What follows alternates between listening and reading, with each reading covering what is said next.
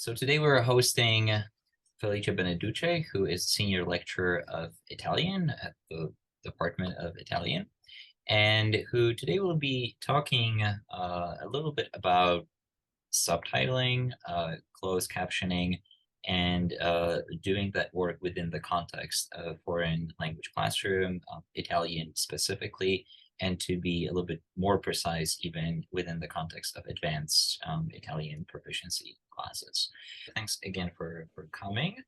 And on that note, I'm gonna move over to Felice and invite him to talk to us. Thank you. Thank you, Simon. A small correction. I'll be speaking of dubbing, not subtitles, but it's in generally the same area. So I'm going to share my PowerPoint. Okay, so the purpose of this presentation will be the examination of the use of dubbing analysis and redubbing as a pedagogical instrument in my advanced Italian through cinema course, as well as to provide my fellow language instructors a pedagogical tool that I have found particularly effective.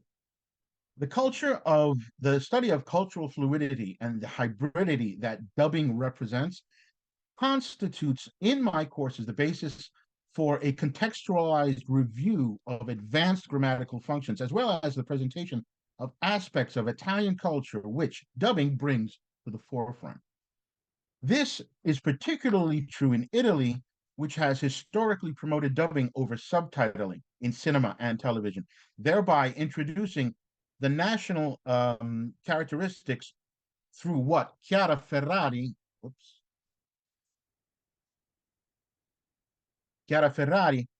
uh, has defined as cultural ventriloquism.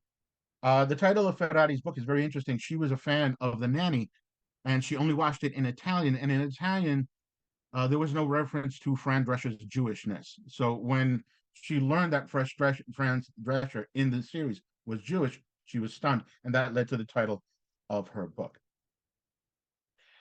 In my course, students examine the complex linguistic and social cultural processes that dubbing creates, intentionally or unintentionally. The new relationships of meaning and the role of the translator in the dissemination of these relationships. While dubbing has traditionally been excluded from language courses because it's deemed inauthentic, in my experience, the exact opposite has proven to be true. And the conveyance of a sense of plural authenticity to my students through dubbing has assumed an increasingly important role in my language teaching.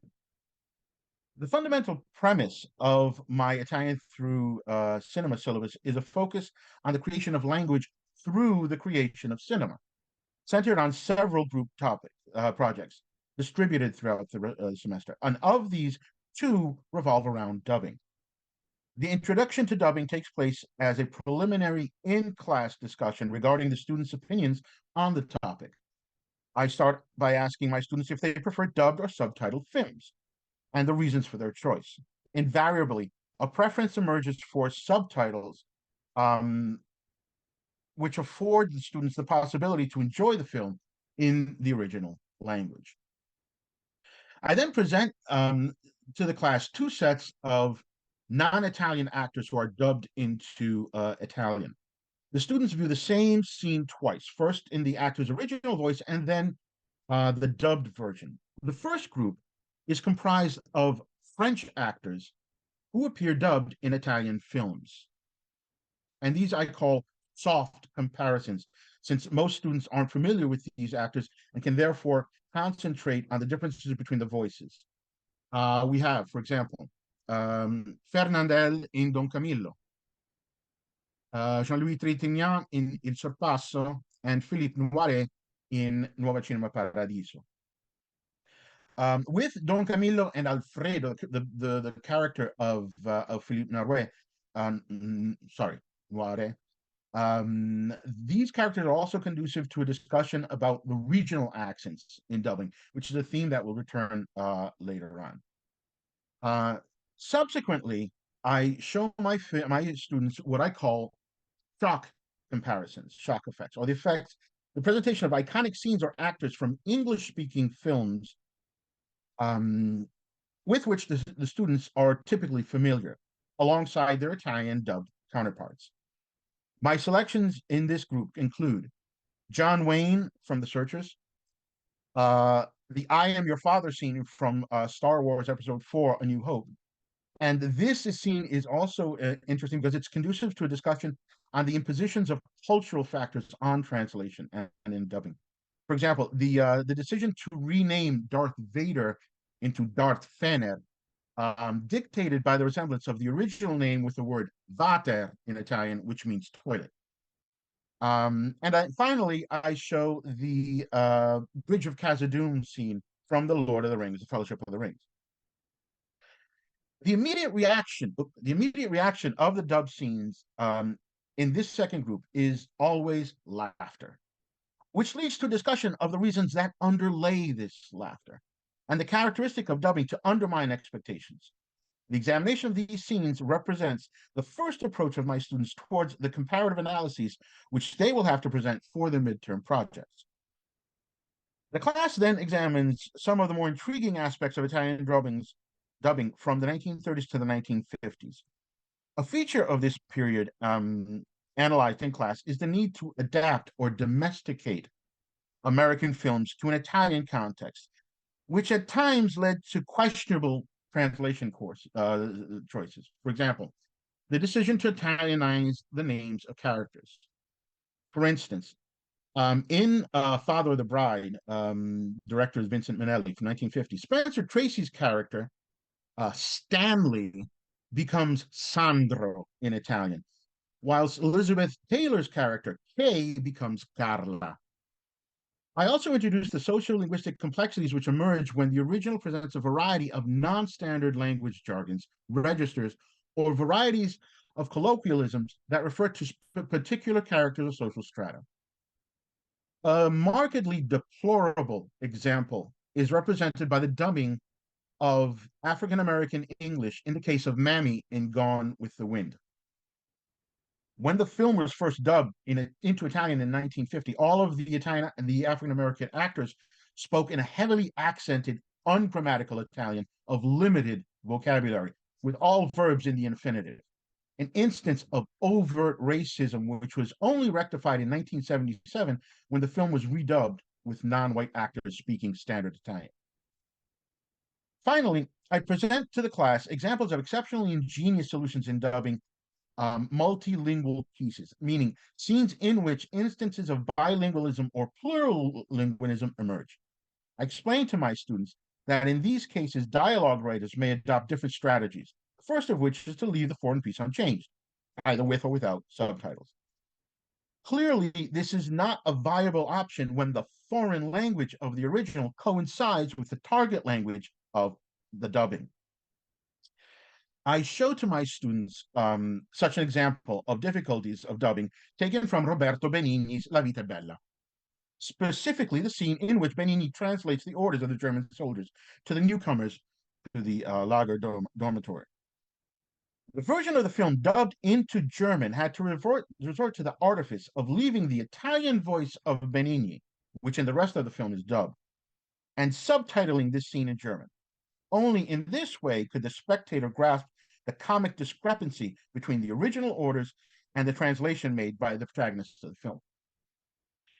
The second option for the dialogue writers is to resort to different expedients to conserve the bilingualism or plurilingualism of the original. Among these expedients are the insertion of foreign words into the dialogue, though absent from the original, or the attribution of a foreign accent to characters. In this specific case, the class examines scenes in which spoken Italian is present in the original film. For example, in Crichton's A Fish Named Wanda, or Tarantino's Inglourious Bastards. In Fish, the dialogue writers transform Kevin Kline's Curris Dictionary Italian into Spanish. While in Tarantino's film, Brad Pitt's barely intelligible Italian becomes Sicilian. The second example is an indication of a tendency within Italian dubbing in industry to resort to regional Italian also for comedic effect. Once this preparatory phase is completed, I then organize actual dubbing analyses through the examination of specific scenes in English and Italian. The first scene examined in the classroom is a piece which I believe inherently exemplifies the plurality of authenticity of realia. The Bonasera monologue that opens Francis Ford Coppola's The Godfather. This plurality stems from the fact that Arturo Domenici, who dubs Salvatore Corsito, Amerigo Buonasera, does so with a marked Italian Sicilian accent, which preserves intact the authenticity of an encounter between two Sicilians living in New York in the 1940s. This approach, at the time revolutionary concerning the dubbing of The Godfather, instituted long-lasting practices regarding how Italian-American accents should be portrayed in Italian dubbing, meaning with Southern accents. The dialogue writers opted for the rejection of a national language, which was to a considerable extent artificial, in favor of linguistic modes that reflected the interstitiality of Italian Americans, so as to emphasize the distinct ethnicity and psychological characteristics of Italian American characters in relation to Italy. As an in-class exercise, I have my students read the monologue transcribed into standard Italian and underline the words with which they are not familiar. They then listen to the dubbed scene and report the points that do not match to the Italian transcription. This occurs above all with a series of regionalisms Domenici and the translators introduced into the dialogue. For example, loro becomes iddi, mascella, mascidi, mascida, piangere, chiangere, più, Q, and presi, pigliati, which are all Sicilian variants of the Italian original. But they also serve, these regionalisms not only confer upon the dialogue a greater sense of realism, but they also serve as a translingual compensation for Bonasera's heavily accented English. For example, when he says a broken, shattered, which clearly is impossible to translate into Italian. On the one hand, by means of these regionalisms, the dialogue writers provide a linguistic authenticity to Bonasera, which the original lacks. On the other, the writers also convey the sense of Italian Americanness, as it were, through the inclusion of Italian in the Italian version of English terms, for example, boyfriend. Finally, in class, the students compare the two transcripts and report the points in which the dubbing distances itself from the original, and they attempt to provide justifications for this distance. Since the scene is almost entirely shot as a close-up of Bonasera, it also allows for the introduction of synchronization as a primary factor of dubbing, which very often demands a reconfiguration of the original dialogue in order to account for the movement of the actor's lips. In the next phase of the course, the class then passes on to the comparative analyses of dialogues in original English and dubbed into Italian. The first dialogue is taken from The Big Lebowski, directed by the Coen brothers, with Jeff Bridges, John Goodman, and Steve Buscemi, specifically the bowling alley scene. I distribute to the students a table with the two dialogues side by side, and I assign each student a character, and the class reads or acts out the scene first in English, then in Italian, so the students may discern where the emphases lie and the pauses in that dialogue that may be required. The class examines the more difficult aspects of translation from both a linguistic point of view and engages in brief translation exercises, having to determine which sentence seems easier to translate and which more difficult. I'm throwing rocks tonight always presents a problem for the students. The meaning of it in English. Apparently, for bowlers, it means I'm doing very well. The class then views the two scenes on screen, after which group work on comparative analysis begins. The students must judge the quality of the dubbing, whether it changes the scene in any way, and what aspects of the original language the dubbing conserves or discards. Among the points of discussion are the choice to change Jeff Bridges' character's name from Dude to Drugo. And perhaps more importantly, the translation of John Goodman's line, also Dude, Chinaman is not the preferred nomenclature. Asian American, please. Which allows for analysis at a variety of levels. Firstly, I asked my students whether it represents a veiled criticism on the part of the directors vis-a-vis the culture of politically correctness in the United States. Secondly, and more significantly, the students comment on a historical context which is largely lost on Italians. Although not the most derogatory ethnic slur directed toward Chinese Americans, Chinaman has a very specific historical connotation that is impossible to transfer into Italian without lengthy explanations. The reference is obviously to the large number of Chinese immigrants who came to the United States in the 1860s, recruited by the Central Pacific Railroad to complete the transcontinental railroad through the Sierra Nevada mountains. While the dude refers to this connotation by mentioning railroads explicitly, the same reference in Italian falls flat for the average Italian viewer because there is no immediate connection between ferrovie and muso giallo, the latter being a more disparaging term in comparison to the original. It means literally a yellow muzzle. Another scene that I present to my students is the from Pulp Fiction, Tarantino's Pulp Fiction, the Ezekiel scene. Again, I provide my students with a comparative table of two dialogues, and the class follows the same procedure as before. In this case, the dialogue serves to emphasize to the students the intricacies of translation with the construction of the parallel rhymes, pit and shit, as opposed to gerda and merda. As I explained to my students, and also of note is the substitution of English with la mia lingua, my language. As I explained to my students, obviously the Italian viewer will intuitively understand that Samuel L. Jackson is speaking English. But la mia lingua is an example of self-referential accommodations that dubbing must occasionally adopt in order to foreignize the dubbed scene to a certain extent.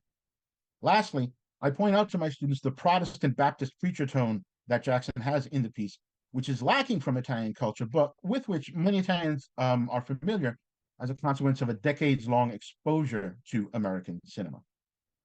Once in-class analysis exercises have been concluded, the students begin preparation for their midterm project, for which each student must prepare a comparative analysis of two dialogues, one in the original and the second of the same scene dubbed into Italian. The only limitation being that the language of the original must be English, thus allowing other students in the class to comment on the presenter's analysis. In preparation for these projects, the students begin to acquire the theoretical instruments with which they will conduct their analyses. The student's first step is to gauge the piece's translatability, that Benjamin in Task of the Translator defines as an expression of, quote, specific significance inherent to the original text, end quote. I also introduced the class to the more common strategies adopted in translation of a script for the dubbed version of a film. And I explained that the linguistic and cultural adaptation that this process entails is accomplished through a variety of approaches. Amongst the most important are shift, the use of semantic changes that vary the intensity of the original text; addition, the insertion of material absent in the original, especially when the character is off screen, in those moments where the requirements of synchronization are less prevalent; clarification, the explanation of expressions referring to context and situations of the source language which may cause difficulty in comprehension; and lastly, cancellation, the elision of words and expressions that refer to the culture of the film's source language and that may be unrelatable to the viewer. The first step is the selection of a scene, which has been dubbed and is readily available online. I suggest the students save the MP4s on hard drives, as there's a possibility that clips may suddenly be removed from websites such as YouTube. For the project, students must provide me with transcripts of the two dialogues side by side, following the examples of the in-class analyses described above.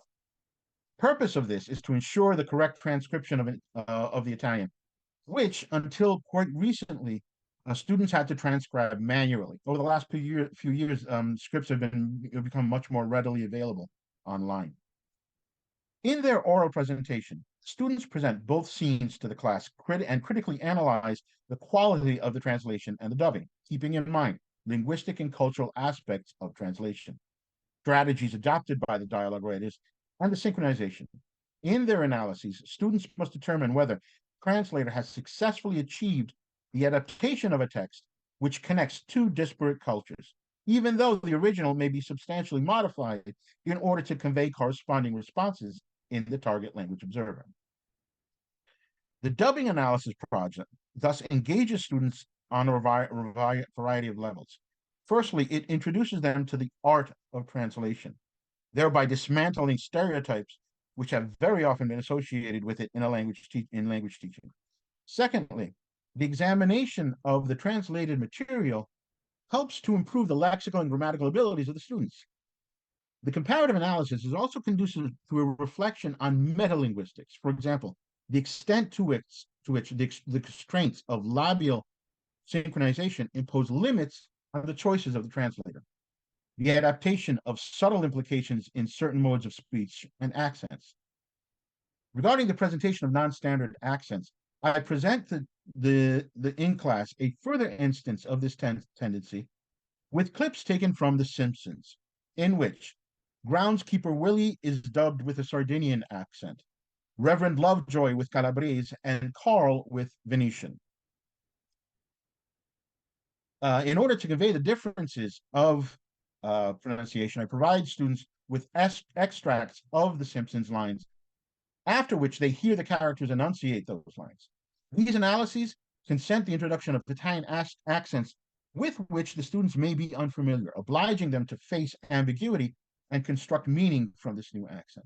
Then there's also a conversation on why these accents are adopted. For example, Willie being connecting Scottish to Sardinian, a linguistic island, isolated on the periphery of a major linguistic group.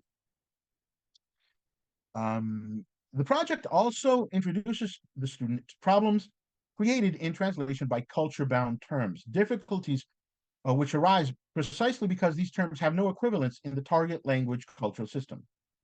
The problems in translation caused by these terms derive from their intrinsic and unique connection to the source language culture, and therefore are related to a context of cultural tradition. For the final project, I assign to groups of students a scene from one of the American Film Institute's 10 greatest films, Citizen Kane, Raging Bull, To Kill a Mockingbird, Vertigo, and Wizard of Oz, just to name a few, which the students must rewrite creatively. I require them to base their new script primarily on the actor's lip movements, but they must also distance themselves completely from the original context and incorporate humor into their new dialogue. I have found that these constraints stimulate the students' imaginations, forcing them to find solutions that are exceptionally creative. As an example for the students in class, the class views the piece Medieval Land Fun Time World, in which scenes from Game of Thrones are redubbed to create a trailer for a fictitious film set in a medieval theme park. The quality of the translation and the synchronization in this piece is often exceptional and exemplifies several elements of humor which the students must include in their projects. Each group presents their idea to the class for the other students to provide their input into the project. The group then writes a script which is corrected twice before recording. My recommendations for the recording are limited to volume, which should be clearly audible but not overwhelming, the elimination of background noise, the speed of their enunciations, which should not be too fast, and above all must adhere to the synchronization of the actor's lips, which, as I mentioned, places considerable limitations on the choice of lexical items. And finally, the avoidance of overly specific terminology, which would be incomprehensible to their classmates. For the technical aspect of the redubbing project, the actual creation of the new audio associated with the scene, students use either iMovie or Movie Maker on their computers. Furthermore, I have repeatedly availed myself in the past of the invaluable assistance of Columbia University's Language Resource Center, who generously have provided meaningful input and practical tutorials to my students. Following a presentation of the scene to the class, the students must then justify their selections. This final project allows students to engage in cultural ventriloquism, which, according to the film scholar Ante Ashai, is invariably the creation of an entirely new entity. The students provide and recreate a new text for new characters, which undergo fundamental shifts in the construction of their identity and context. One of the pitfalls I encountered during my use of dubbing in my class emerged from a project redubbing a courtroom scene in To Kill a Mockingbird. Specifically, when Atticus Gregory Peck is cross-examining Mayella, Colin Wilcox, as defense attorney for Tom, Brock Peters. The group of students consisted of two female students from Columbia, and they created an outstanding piece of redubbing centered on centering their new dialogue around the theft of a panino. Subsequently, however, they met with me privately to express their misgivings regarding the selection of the original scene. Since it dealt with a perceived rape, they questioned its appropriateness for inclusion in the course. They were, of course, correct. In my enthusiasm to find scenes that lent themselves to redubbing, I had failed to take this into consideration, and I have since eliminated this scene from my pool. To conclude, dubbing has proven a particularly useful technological instrument in my advanced Italian through cinema course. And this innovative and successful addition to the course's traditional structure has allowed for the adoption of a much livelier and more effective approach to the teaching of Italian culture and language. Through the class projects, I have successfully elicited sophisticated reflections on the comparison of languages and cultures from my students. Consequently, dubbing has become instrumental for the purpose of these courses to deepen and perfect students' knowledge of Italian language, both written and spoken. Thank you. Thank you. Thank you so much, Felice, for sharing your thoughts, ideas. Amazing presentation. Thank you so much. I am going to open the floor now to questions, comments, remarks. If you have any, feel free to either raise your hand or actually, yeah, let's do it that way. Let's raise our hands virtually and I will unmute you. Okay, Yuta, you're going first. Thank you. And thank you, Felice. That was really interesting and well done. I'm just curious how your students have talked about this film and the evaluations and what useful, I mean, your students came to you and talked to you about the one scene, which is wonderful, but how have they reacted, you know, either through talking to you or in the evaluations, and what other things have, you know, motivated you to maybe make some changes based on the feedback that you've received? I'll start from your last point. I also eliminated another scene that I was using. It was taken from Lawrence of Arabia. When the students did the project of redubbing, they took an approach which was slightly offensive to members of the LGBT community. So I eliminated that for the because it had the potential to go in that direction. It's the scene in which Lawrence is standing on top of the train, and he's seen against the sun, so he's in his robes are flowing. To go to your first scene, your first point, I've had two types of reactions. Positive, they enjoyed themselves. The students had fun, especially recreating the scenes. That really let loose their creative juices. Secondly, surprise. I've repeatedly read in my in the comments. I never knew that this could be done. I never thought that that dubbing could be studied in such a way, and that surprised me and pleasurably, I should say, and it incentivized me to keep using it in the future.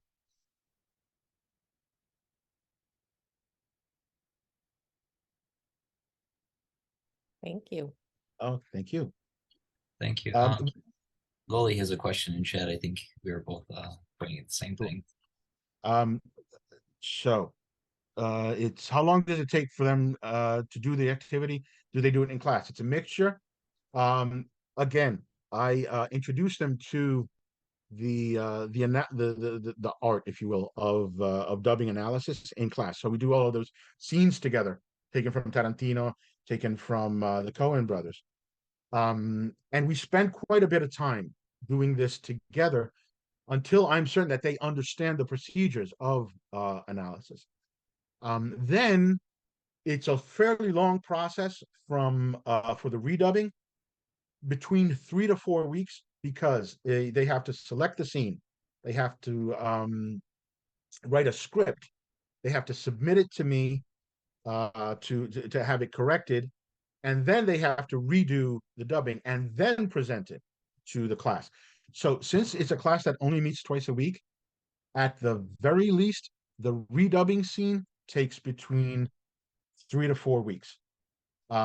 For the analysis scene, that's approximately 2 weeks, because it's a bit easier. They simply have to find the two scenes, one in English, one in Italian, transcribe, find the original and the dubbed scripts, and then send them out to me so I can share with their classmates. So that is what we're looking at, basically. From start to finish, both projects take approximately 5 to 6 weeks.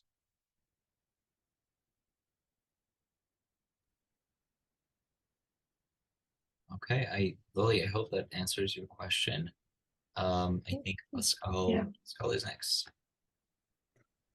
Yes, since I took Felicia's class, I can tell everybody firsthand what it felt like as a student. And I must say that the redubbing project has remained a highlight, for me, of the class, and I enjoyed it a lot. It was technically a little bit difficult, but I mean, really interesting to try to match, the lip movements, but in a way, since we had to with my partner, we had to probably re-record the scene at least like 10 times or 15 times. You really get to practice, really, really well, and pay attention to every sound. So it's actually quite a good exercise. And I remember that, it wasn't frustrating or anything. I mean, it was like, okay, we'll have to do it again because, we messed up. And it was very enjoyable. I remember in the presentation phase, we forgot to present the context. So basically, I suppose the point of the whole redubbing got lost on the other students, but that was really at that stage because they couldn't understand what we were doing. And I just totally forgot. And my partner did too, to explain, what we wanted the scene to be. But it was very funny. It was very memorable, and I think it was a really, really interesting project. Thank you. Thank you, Pascal. I have a question too. Sure, son. I have two questions. So, the first, and they're kind of related, I think. So, you've been doing this for a little bit now, right? Yes.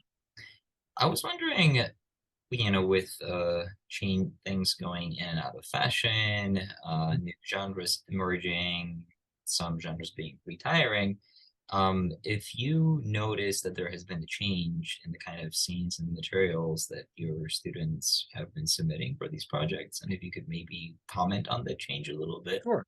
Absolutely.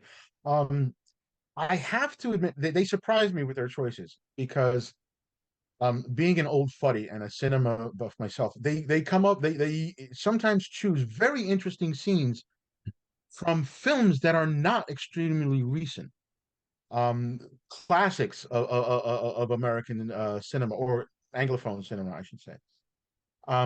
Also, there's a tendency to do analyses of Disney movies, which I don't discourage. I encourage it, with the only caveat being I advise them not to do songs, because when they go into the dubbing of songs, you're getting into rhyme and meter and a whole other category of issues, which merely complicate the matter further. So I have rarely seen a movie presented by my students that I wasn't familiar with in one way, shape, or form. So again, I was surprised by the, how can I put this, the conservatism of their choices, the classic choices that they made. But they always have a wide variety. They always take a wide variety of movies in different genres, from tragic to comedic, or to science fiction sometimes. Cool. And a follow-up question to that, and then I will Sure. pass it on to Stefan. Has their selection, have their choices impacted your own, choice of what you present, Absolutely. what you introduce? I mean, you mentioned some of the things that you, recently took out of your curriculum. Exactly. I'm wondering if there have been things that were added as, as a counterweight, or maybe to, reflect better what students are interested in, and if so, what that would be. Absolutely. I try to rotate the scenes that I ask them to redub. I try to rotate from semester to semester, so they're not always the same. I won't always do Raging Bull, for example. I won't always do The Wizard of Oz, for example. But I try to stick to the classics in presenting to them when I present them these scenes, because they're familiar with the original context. They don't have to worry about, okay, everyone's seen The Wizard of Oz. Everyone knows the story. So when they decontextualize the background, the story, it's easier for them. They don't have the hangups. Okay, what's going on in the scene? What are they doing? I try to include newer films. And that honestly, Simon, depends on the availability of the clip. Sometimes these aren't always available. One of the parameters I try to stick to is dialogue. If you noticed, all of the well, you haven't seen the clips, but Vertigo, Raging Bull, even Citizen Kane, it's usually a scene of dialogue between two characters, which makes everything a lot easier. Two or three characters, which makes everything a lot easier for their projects. But yeah, I try to update everything periodically. I don't teach the course every year, every academic year, but whenever I do, I try to include new clips for the students. Thank you. Thank you very much. Okay, Stefan, I think you're next. Hey, Felice, thanks. Really interesting. Couple comments and then a question. I'm sure you know Woody Allen's What's Up, Tiger Lily? Yeah. Sure. Sure. Have you shown this to the students? He's also written about how he came to do this and some of the problems he's faced doing the dubbing of that film. No, I actually haven't done that, but that's a great suggestion. I should. Yeah, I mean, he has in his writings, he has a couple of articles on this, so you might be interested. Have you thought about doing the same project with subtitling as opposed to dubbing, which has different problems? That's also something I'd like to branch into. That's an excellent suggestion. I've been thinking about that for some time. And what I'm thinking of is the scene from Downfall and I think you mentioned this to me actually, Stefan. The scene of Hitler berating his generals, which is always changed with the subtitles. Right. I personally wouldn't pick that scene. No, but there are other scenes. I mean, just to avoid any sense of inappropriateness. But definitely, yes, I'd like to get into subtitles. I'd like to have them start doing subtitles, and do the exact same thing that they do with that. I mean, change completely the context, have something completely different, completely new, and that might actually be a little bit easier because it wouldn't entail them recording themselves. But that's a great suggestion. Also, I definitely want to do that. Yeah, it creates other obstacles because with subtitling, you have X number of seconds to try to convey, however much you have to convey. I have a friend who's a professional subtitlist, and it's one of the big problems she faces. And the last question, it's just a question for you from my pure, I was always curious about this. You know that between the 50s and the 70s, there were a lot of French actors who acted in Italian films, a lot of Italian actors who acted in French film. Do you know if they did their roles in their original language, or did they actually speak the other language? So the three examples that I do show do speak in French. Fernandel definitely acted in French. As a matter of fact, there's a whole chapter of that where the film was Duvivier, who's the director, basically filmed two versions of the same film, one in Italian and one in French. And they weren't the same film. They were substantially different films.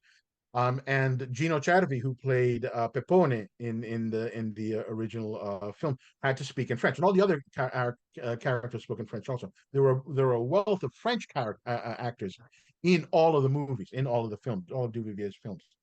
Noiret spoke in French, and Trintignant, I believe, also spoke in French, if I'm not mistaken. For example, Michel Piccoli was an Italian speaker as well as French. He spoke both. That again depends on the actor's linguistic abilities. I know for a fact that Fernandel spoke a little of Italian because I've heard him speak Italian.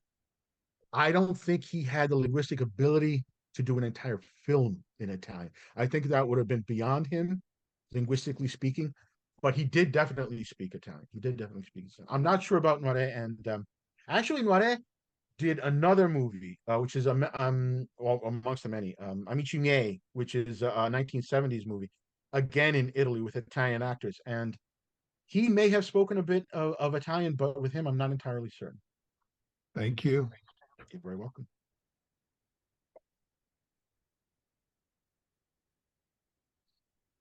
Simon, can I say something? Yes. I think Sophie has a question, actually. Oh, I'm sorry. But Sophie, do you want to go? Go ahead, Felice. No, I just wanted to mention something. Umberto Eco speaks of something in Italian called sgangherabilità. Sgangherabilità is something that can be dismantled and reconfigured in another way. The thing that I like about these projects is that they're transferable very easily to other languages. For example, the whole using another language when the foreign language in the original is the same language as the target language. French, for example. I'm thinking of the Pink Panther. What is the dubbing of Peter Sellers? Does he have a Parisian accent? Does he have a funny accent in French? In Spanish, there's Toy Story 3. There's a point in Toy Story 3 where Buzz Lightyear starts speaking Spanish. Now, in the original, it's just Spanish. In Latin American, it becomes Castilian. And in Spain, it becomes Andalusian. So, I mean, these sorts of shifts are really, really interesting across languages. And they're really easy. It's very easy to translate what I do into a wealth of other languages. I'm sorry, Utah, I can't provide a German example. I apologize.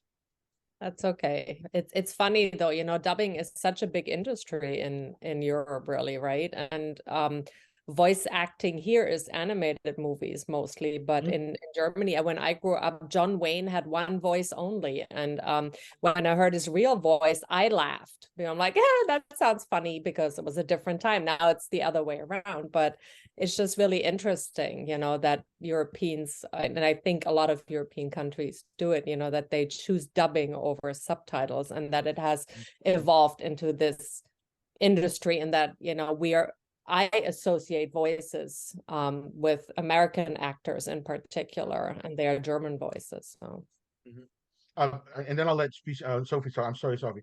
With the case of Fernandel, Italians are extremely familiar with his accent, his voice in Italian, the dubbed version.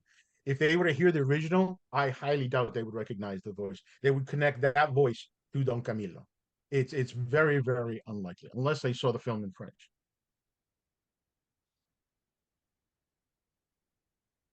It's interesting because Fernandel in France has an accent from the south of France. So I really wonder how that is transcribed in Italian.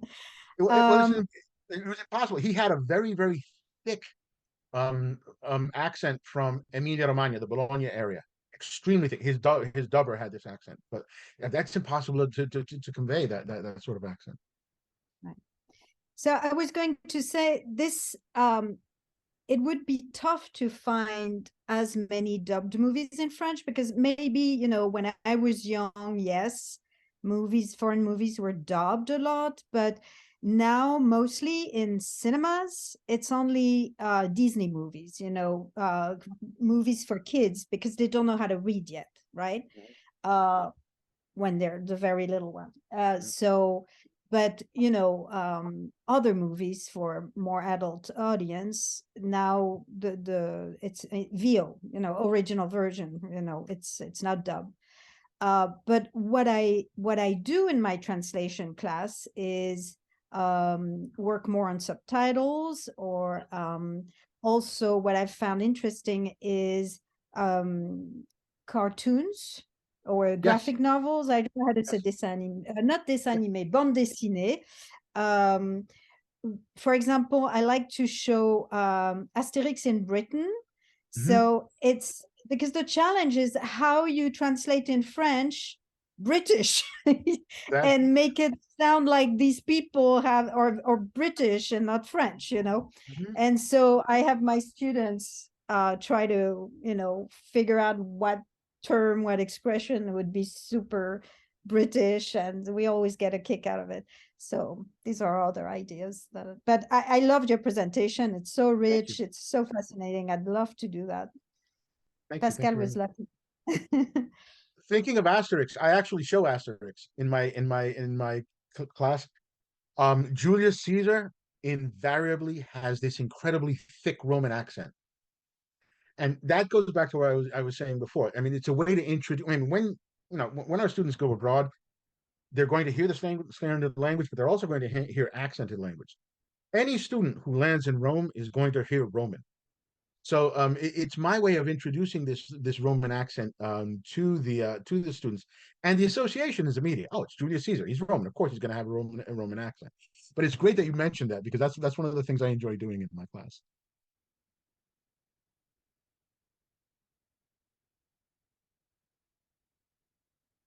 I think Pascal is next. Yes, this is something actually I put in the chat, but to answer your question, so many things on Netflix have a dubbed version in French. And I know because, you know, I share my Netflix account with my family in France, and whenever they use it, what I get is the French version. So I was watching The Crown the other day, and they all started speaking French. So if you're looking for, I mean, a very easy way of getting dubbed versions, just use Netflix.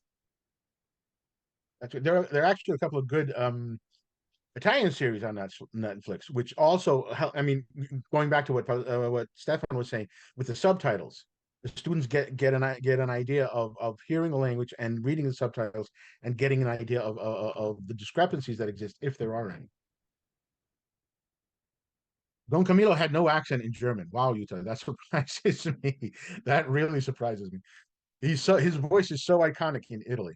That it's recognized in, well, let me take that back.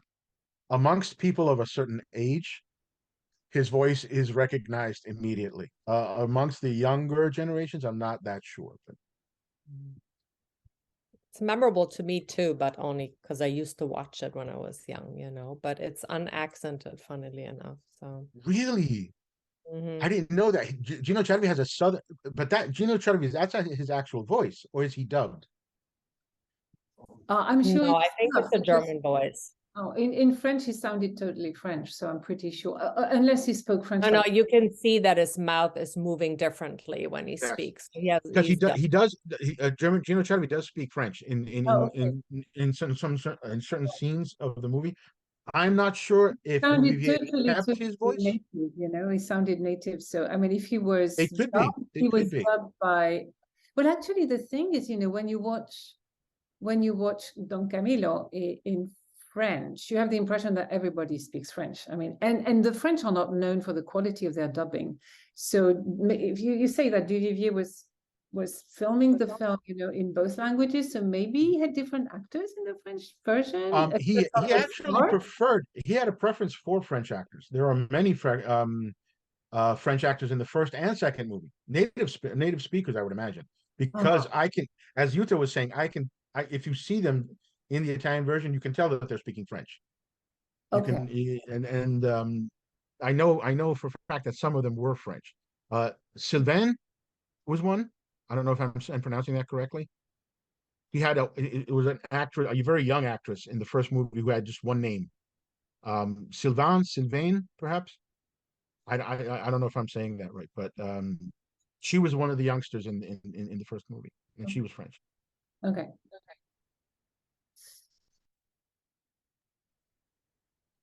And Felice, I think there's some comment about DVDs that came from Utah. No, I was just suggesting when Pascal said Netflix, a lot of European DVDs come with different languages. So maybe you might find something in French as well. And if you have VLC on your computers, that reads all of them. All not when I say all of them, I mean both regions. So there's no problem there. And if you have an optical drive on your computer to begin with, which is a rarity these days, so oh, sorry.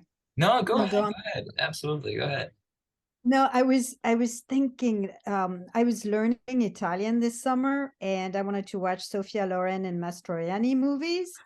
And I went to Butler to get yesterday, today, and tomorrow. I didn't know, I was not expecting it to be dubbed in English, but it was with Italian accent. It was so ridiculous. So it was American actors pretending to have an Italian accent. It was so awful. I couldn't watch beyond 10 minutes. I've actually seen that more than once, unfortunately. Yeah, these fall Italian accents, instead of hearing the original. But I mean, which happens in the House of Gucci. I don't know if you've seen House of Gucci, and they all do that. And for some reason, it kind of worked. But they're actually acting in the folk accent. They're I not know. So, but speak the way it gets pretty ridiculous, though. I just watched The Warrior Queen, and you have classically trained British actors. And I know they're classically trained because, you've seen them in other films and they have Cambridge accents, speaking with fake African accents in English, just because it's set in Africa.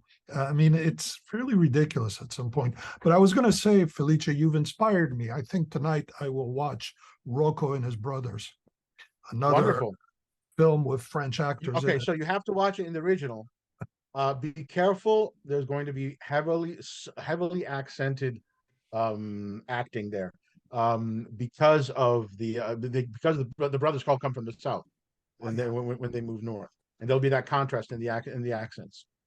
Yeah, Alain Delon, I thought it was a French movie. It's not a French movie? No, it's Visconti. No, it's Visconti movie. I always thought it was French. Well, because Annie Girardot Alain Delon is in it. Exactly. And now, I'm not sure if Delon. I think he acted in French, if I'm not mistaken. Then he was done. Probably did. I'm not sure he knew French. But Renato Salvatore married Annie Girardot, so it's all like. Anyway, interesting, the whole thing. Very. Talking about Italians, I just saw Piero pop his head. Oh, Piero. Piero. And not only, I have a question. Am I mute? No. Okay. Go ahead. Well, we're talking of European languages, totally. And if we know German, French, even English as a basis in a common Roman, Latin, and other common European things, where the rhythm, the length of the sentence are more or less the same. What's your experience, if any, or you must have as students who are not from Europe, and what's with Chinese, with Indian, and so on, where I'm sure there is a big dubbing.